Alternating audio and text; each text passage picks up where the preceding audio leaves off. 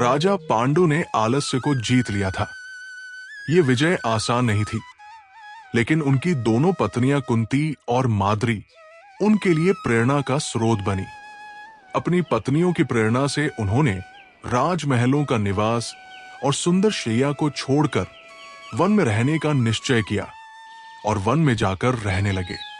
One का जीवन कठिन अवश्य था, परंतु वहां का शांति और स्वाभाविक अनुशासन उनके मन को स्थिरता और संतोष प्रदान करता था। वे हिमालय के दक्षिण भाग की रमणीय भूमि में विचरते हुए पर्वत के शिखरों तथा ऊंचे शाल वृक्षों से सुशोभित वनों में निवास करते थे। कुंती तथा माद्री के साथ वन में विचरते हुए महाराज पांडु दो हथिनियों के बीच में स्थित ऐरावत हाथी की भांति शोभा पाते थे। पांडु वन में रहकर हमेशा शिकार खेला करते थे। उनकी अनुपस्थिति में धृतराष्ट्र भीष्म पितामह की सहायता से राज्य का कार्यभार संभालने लगे।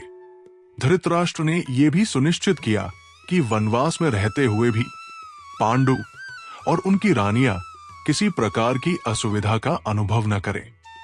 धृतराष्ट्र की आज्ञा थी कि महाराज पांडु और उनकी रानियों को हर वस्तु उसी प्रकार प्राप्त होनी चाहिए जैसे राजमहल में होते हुए उन्हें प्राप्त होता। धृतराष्ट्र की आज्ञा से प्रेरित होकर बहुत से नगरवासी वन में महाराज पांडु के इच्छानुसार भोग सामग्री पहुंचा दिया करते थे। वे फल, अन्न, औषधियां और आवश्यक वस्तुएं नियमित रूप से वन में पहुंचाते रहते थे, जिससे उनका वन का जीवन भी संतुलित रूप से आगे बढ़ता रहे। इसी दौरान एक दिन गंगानंदन भीष्म ने सुना कि राजा देवक के यहाँ एक कन्या है जो सुवर्ण है। उसके सौंदर्य में शालीनता की छवि झलकती थी और उसका व्यवहार नम्रता तथा मधुर वाणी से युक्त था, जो प्रत्येक को सहज ही आकर्षित कर लेता था।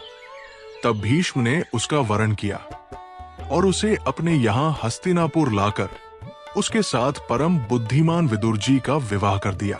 विदुर ने उसके गर्भ से अपने ही समान गुणवान और विनयशील अनेक पुत्र उत्पन्न किए।